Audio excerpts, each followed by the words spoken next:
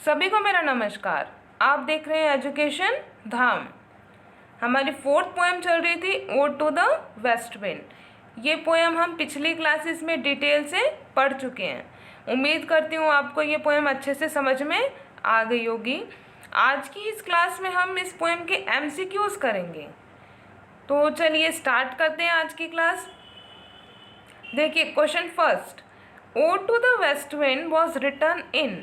अब ये जो पोएम है ode to the west wind, ये कब लिखी गई थी?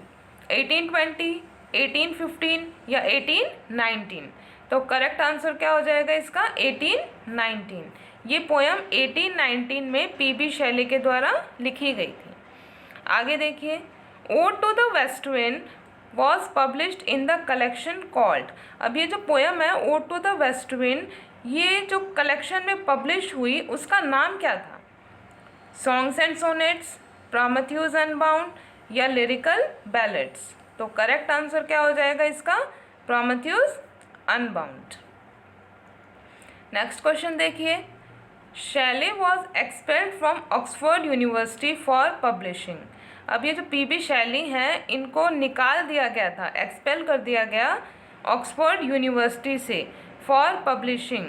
क्या पब्लिश किया उन्होंने कि उनको ऑक्सफोर्ड यूनिवर्सिटी से निकाल दिया गया? ऑप्शन देखिए, the necessity of atheism, on Frankenstein, a vindication of natural right. Correct answer क्या हो जाएगा? द नेसेसिटी ऑफ एथिसिज्म, नास्तिकता की आवश्यकता। अब ये ये पब्लिश कब हुई थी? 1811 में। ये जब ऑक्सफोर्ड यूनिवर्सिटी में थे तब इन्होंने ये लिखी थी, और ये लिखने की वजह से इनको क्या किया गया था? यूनिवर्सिटी से रस्टिकेट कर दिया गया था, निकाल दिया गया था। नेक्स्ट क्वेश्चन देखिए, question number 4, who drowned while sailing across the bay of Spezia. अब इनमें से कौन सा पोएट है जो बे ऑफ स्पेजिया इसको पार कर रहा था? उस समय उनकी डूबने से मृत्यु हो गई। विलियम वर्ड्सवर्थ, PB शैली या जॉन मिल्टन? तो करेक्ट आंसर क्या हो जाएगा? PB शैली। PB शैली जब बे ऑफ स्पेजिया को पार कर रहे थे तो उस समय क्या हुआ था? तूफान आ गया था और उनकी जो नाव थी वो क्या हो गई थी? डूब गई थी, और डूबने से उनकी डेथ हो गई थी। नेक्स्ट क्वेश्चन देखिए, question number 5, which of the following works is Shelley's elegy on the death of his friend John Keats. अब इनमें से कौन सा वर्क है शैली का जो क्या है? एलिजी। एलिजी है शोक गीत, किसके ऊपर? On the death of his friend, उनके फ्रेंड थे जॉन कीट्स, उनकी मृत्यु पर। उनकी मृत्यु पर उन्होंने क्या लिखी? एक एलिजी। ऑप्शन देखिए, एडोनाइज, टू अ स्काईलॉक या प्रॉमेथ्यूज अनबाउंड?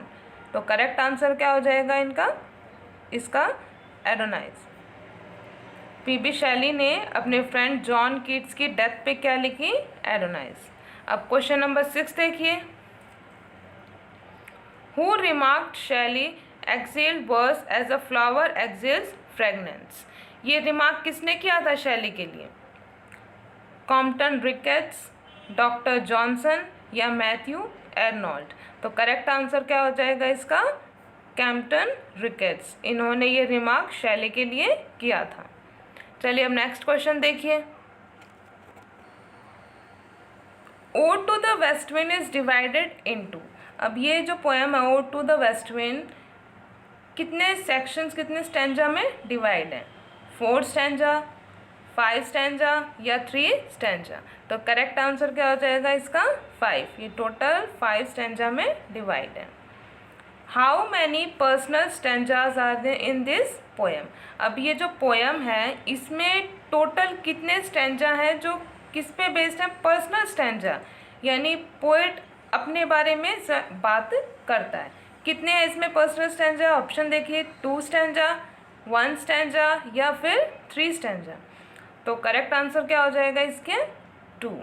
लास्ट के जो 2 सेक्शंस हैं इसके 4 और 5, वो क्या है? पर्सनल स्टैंजाज हैं।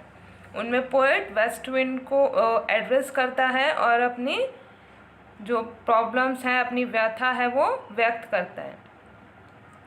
नेक्स्ट देखिए question number 9, whom does Shelley address as the wild spirit. अब शैली है वाइल्ड स्पिरिट, किसको एड्रेस करता है, किसके लिए कहता है? The spring season, the Mediterranean ocean, या फिर द वेस्ट विंड। किसको वो वाइल्ड स्पिरिट कहता है? तो करेक्ट आंसर क्या हो जाएगा इसका? The west wind. West wind को क्या कहता है वो? Wild spirit. नेक्स्ट क्वेश्चन देखिए, the west wind destroys the. अब वेस्ट विंड है वो नष्ट कर देती है, किसको नष्ट कर देती है? डेड लीव्स, डेड लीव्स को, विंग्ड शीट्स, या फिर फ्लावर्स। तो करेक्ट आंसर क्या हो जाएगा इसका? Dead leaves. डेड लीव्स को क्या कर देती है वो? डिस्ट्रॉय करती है। जब वो बहती है, जो सूखी पत्तियां हैं उनको क्या करती है वो अपने साथ उड़ाकर ले जाती है और ज़मीन में दबा देती है। अब नेक्स्ट क्वेश्चन देखिए, the west wind preserves the. अब वेस्ट विंड है किसका संरक्षण करती है? डेड लीव्स, शीट्स, या फिर अटलांटिक ओशियन। तो करेक्ट आंसर क्या हो जाएगा? शीट्स। क्या हो जाएगा? शीट्स। शीट्स का क्या करती है वो? संरक्षण करती है। नेक्स्ट क्वेश्चन देखिए, each stanza of the west wind contains. अब ये जो इस पोयम का हर स्टैंजा है वो कितने लाइन्स में वो डिवाइड है? कितनी लाइन्स है उनमें टोटल? ऑप्शन देखिए, 14 लाइन्स, 8 लाइन्स, या फिर 10 लाइन्स। तो हर स्टैंजा में टोटल कितनी लाइन है इसमें? 14 लाइन्स। नेक्स्ट देखिए, who are described as the messenger of rain and lightning. अब कौन है जिसको क्या कहा गया है? मैसेंजर कहा गया है। किसका? Rain and lightning. रेन बारिश का और आकाशीय बिजली का क्या कहा गया है? मैसेंजर। ऑप्शन देखिए, क्लाउड्स, वेस्ट विंड, या फिर विंग शीट्स को। तो करेक्ट आंसर क्या हो जाएगा? क्लाउड्स। क्लाउड को क्या कहा गया है? रेन एंड लाइटनिंग का मैसेंजर। नेक्स्ट क्वेश्चन देखिए, who sings the funeral song over the death of year.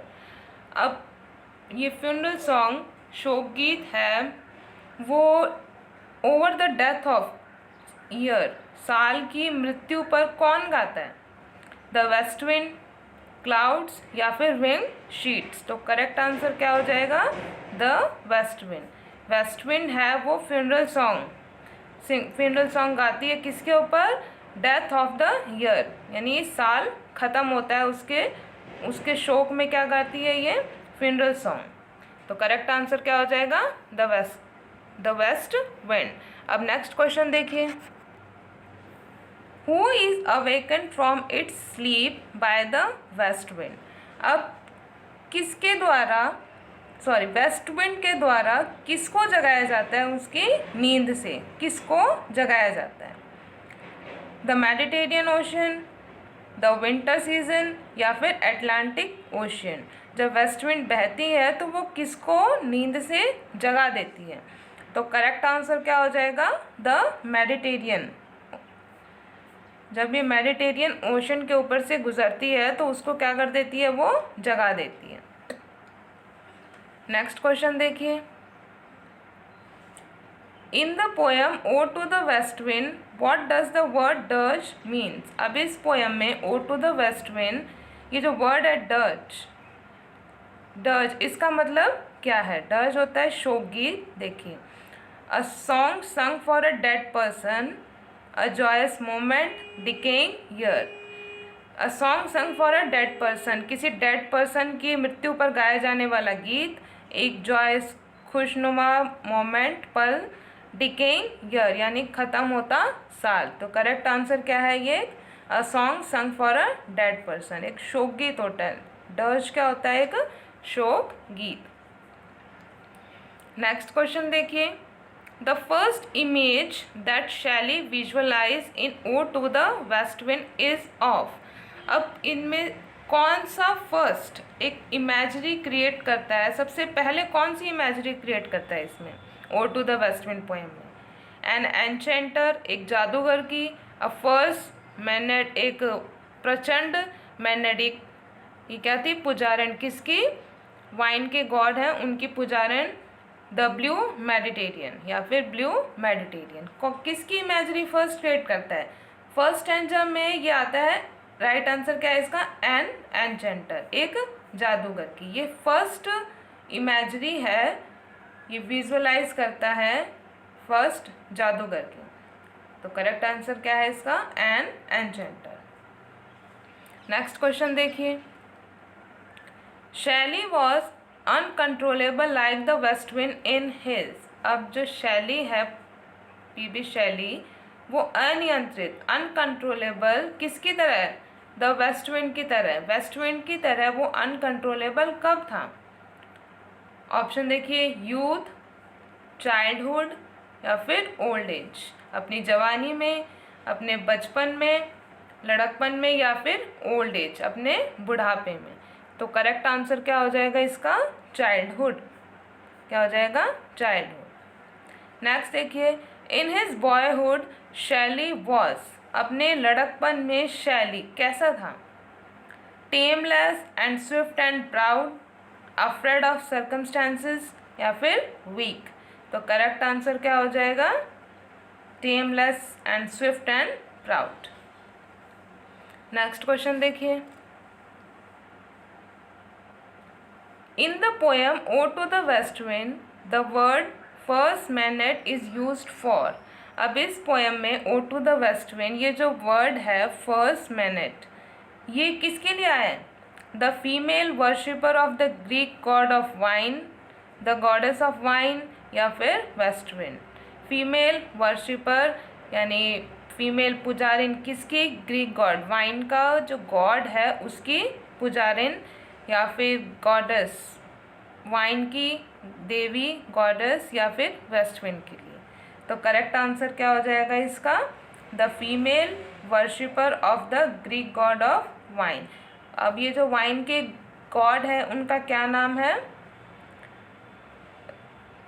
डायनोसिस। क्या है, डायनोसिस। ये वाइन के गॉड हैं डायनोसिस। अब नेक्स्ट क्वेश्चन देखिए, are driven like ghost from an enchanter fleeing. The figure of speech involved here is. अब ये लाइन आती है ode to the west wind की, are driven like ghost from an enchanter fleeing। एक जादूगर की imagery create करता है ना, कि जादूगर जब मंत्रोच्चारण करता है तो घोस्ट क्या होते हैं, भाग जाते हैं। लाइक अब वो शीट्स हैं वो भी क्या होते हैं, घोस्ट की तरह, ये जो घोस्ट की तरह क्या होते हैं, उड़ जाते हैं जब वेस्ट विंड आती है। तो अब इसमें कौन सा फिगर ऑफ स्पीच है, पर्सोनिफिकेशन, एपोस्ट्रोफी या फिर सिमिले। तो करेक्ट आंसर क्या हो जाएगा इसका, सिमिले। अब ये किससे तुलना की गई है इसकी, देखो लाइक वर्ड आ गया ना। अब जो शीट्स हैं उनकी तुलना किससे की गई है, घोस्ट से। इस लाइन में कौन सा फिगर ऑफ स्पीच आता है, सिमिले। नेक्स्ट क्वेश्चन देखिए, her clarion over the dreaming earth, the figure of speech involve here is. Her clarion अब अपना क्या करती है, बिगुल बजाती है, किसके ऊपर, ड्रीमिंग अर्थ, सोई हुई अर्थ के ऊपर। अब यहाँ पे कौन सा फिगर ऑफ स्पीच है, पर्सोनिफिकेशन, मेटाफर या फिर सिमिले। तो करेक्ट आंसर क्या हो जाएगा यहाँ पे, पर्सोनिफिकेशन। अब अर्थ सोती नहीं है, अब इसको क्या कर दिया गया है, ह्यूमन क्वालिटी से क्वालिफाई कर दिया गया है, मानवीकरण हुआ है यहाँ पे। क्या हुआ है, मानवीकरण, पर्सोनिफिकेशन। नेक्स्ट क्वेश्चन देखिए, हु रॉट दीज लाइन्स। अब ये लाइन्स किसने लिखी हैं, if even I were as in my boyhood and could be companion of the wandering over heaven. ये line ode to the west wind poem की है। ये किसके द्वारा लिखी गई है, जॉन मिल्टन, पीबी शैली या फिर Keats. Ode to the west wind किसकी है, पीबी शैली की। तो करेक्ट आंसर क्या हो जाएगा, पीबी शैली। नेक्स्ट क्वेश्चन देखिए, the poet wants the west wind to hear. अब पोएट क्या चाहता है कि वेस्ट विंड क्या सुने? His poems, his appeal of spreading his views, अपने विचारों को फैलाने की अपील करता है, या बोथ ए एंड बी। तो करेक्ट आंसर क्या हो जाएगा यहाँ पे? His appeal of spreading his views.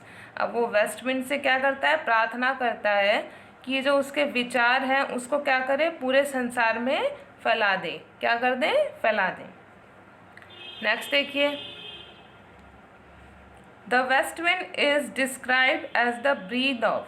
अब वेस्ट विंड है उसको डिस्क्राइब किया गया है ब्रीथ, जीवन। किसका जीवन? ऑटम, विंटर, या फिर द मेडिटेरियन ओशन। किसका जीवन यहाँ पे बोला गया है वेस्ट विंड को? करेक्ट आंसर क्या हो जाएगा इसका? ऑटम। ऑटम का क्या कहा गया है इसको? जीवन। नेक्स्ट देखिए, the rhyme scheme of this poem. अब ये जो पोएम है इसकी राइम स्कीम क्या है? A B A, B C B, C D C, D E D, E E. A, B B C, C D, D D E, या F F. A C A, B A B, C D E, F D F, या G जी। तो correct answer क्या हो जाएगा इसका? A option. ये जो poem है ode to the west wind किस में लिखी गई है? ये टेरजा रेमा में। किस में? टेरजा रेमा। अब इसमें क्या है? 4 तो क्या है? टेरसेट्स हैं ये, 3-3 लाइनों के। क्या है ये? 4 टेरसेट 3-3 लाइनों के, और लास्ट में क्या है? एक कपलेट। ये होती है टेरजा रेमा। अब नेक्स्ट क्वेश्चन देखिए, the dead leaves are a symbol of. अब जो डेड लीव्स हैं वो किसका सिंबल है? डिस्ट्रक्शन, रेजुविनेशन, या फिर हैप्पीनेस। तो करेक्ट आंसर क्या हो जाएगा इसका? डिस्ट्रक्शन, विनाश का। The wing sheets are a symbol of. अब जो विंग शीट्स हैं वो किसका सिंबल है इस पोएम में?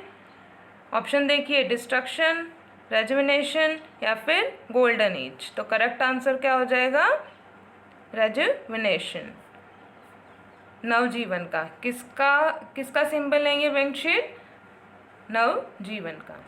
अब नेक्स्ट क्वेश्चन देखिए, the west wind is a symbol of. ये जो वेस्ट विंड है इस पोएम में किसका सिंबल है?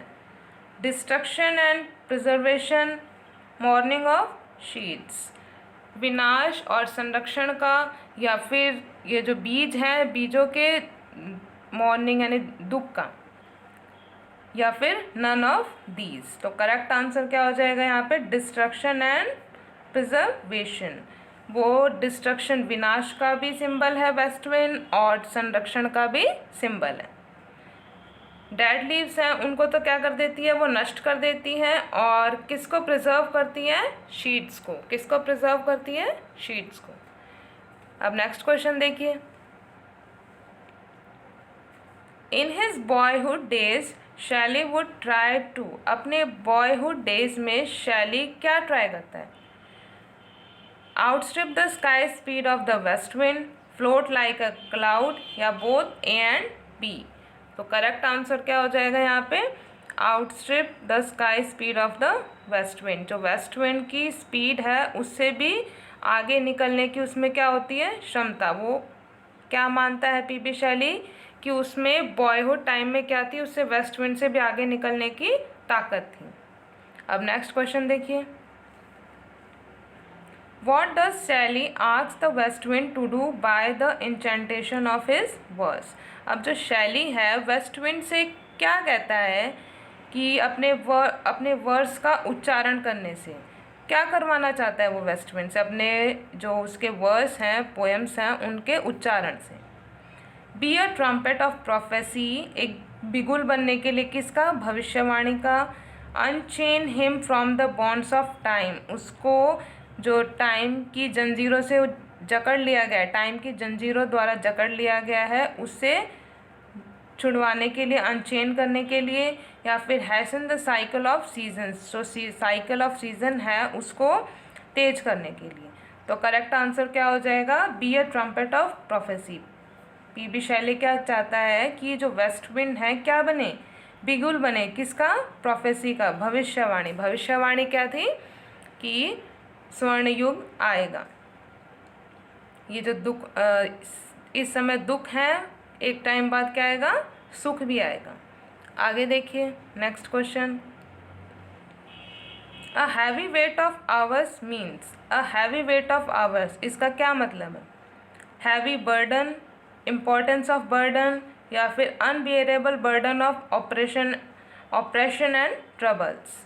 हैवी बर्डन बहुत ही भारी बोझ, बर्डन का इम्पोर्टेंस, या फिर असहनीय बोझ किसका, दमन का और समस्याओं का। तो क्या है, a heavy weight of hours का मीन्स अनबियरेबल बर्डन, असहनीय बोझ किसका, दमन का और ट्रबल्स का। अब नेक्स्ट क्वेश्चन देखिए। Shelley addresses the west wind as, अब शैली है वेस्ट विंड को संबोधित करता है किस नाम से, क्या कहता है, destroyer and preserver, as your sister of the spring, wild spirit, या ऑल द अबव। तो करेक्ट आंसर क्या हो जाएगा, ऑल द अबव। इन सभी नाम से वो वेस्ट विंड को क्या करता है, एड्रेस करता है। नेक्स्ट देखिए, the first 3 cantos are about, अब जो इस पोएम के फर्स्ट 3 कैंटोज हैं, टोटल 5 में डिवाइड है। अब जो पहले 3 कैंटोज हैं उसमें क्या शो किया गया है, किसके बारे में है, देखिए, the qualities of the west wind, west wind की qualities, the qualities of the poet, poet की क्वालिटीज़, या फिर the life of PB Shelley, या फिर पीबी शैली की लाइफ के बारे में। तो करेक्ट आंसर क्या हो जाएगा इसका, the qualities of the west wind. First 3 section में वेस्ट विंड की क्वालिटी बताता है कि वेस्ट विंड का क्या इफेक्ट पड़ता है। फर्स्ट में अर्थ के ऊपर बताता है, सेकंड में स्काई के ऊपर, और फिर ओशन पे। इसमें क्या है, the qualities of the west wind, first के 3, और जो लास्ट के 2 कैंटोज हैं उनमें क्या है, वो अपील करता है, रिक्वेस्ट करता है वेस्ट विंड से। अब देखिए question 35, the last line of the poem ode to the west wind is, अब ये जो पोएम है ode to the west wind, इसकी लास्ट लाइन कौन सी है, 1 to like the tameless and swift and proud, destroyer and preserver, या फिर if winter comes can spring be far behind। तो करेक्ट आंसर क्या हो जाएगा इसका, if winter comes can spring be far behind। ये इम्पॉर्टेंट लाइन है, इसके ऊपर क्वेश्चंस भी आए हैं पेपर में। ये मेन लाइन है, इफ़ विंटर कम्स की अगर सर्दी आई है तो क्या जो वसंत ऋतु है वो ज़्यादा दूर है, नहीं। कि कहने का क्या मतलब है कि दुख अगर आता है जीवन में तो क्या है, एक टाइम बाद सुख भी आएगा। तो ये क्या है, बहुत ही इम्पोर्टेंट लाइन है, if winter comes can spring be far behind. तो ये थे ode to the west wind poem के MCQs। आज की क्लास में बस इतना ही। आपको ये क्लास कैसी लगी आप कमेंट करके ज़रूर बताइए। मिलते हैं नेक्स्ट क्लास में, तब तक के लिए गुड डे।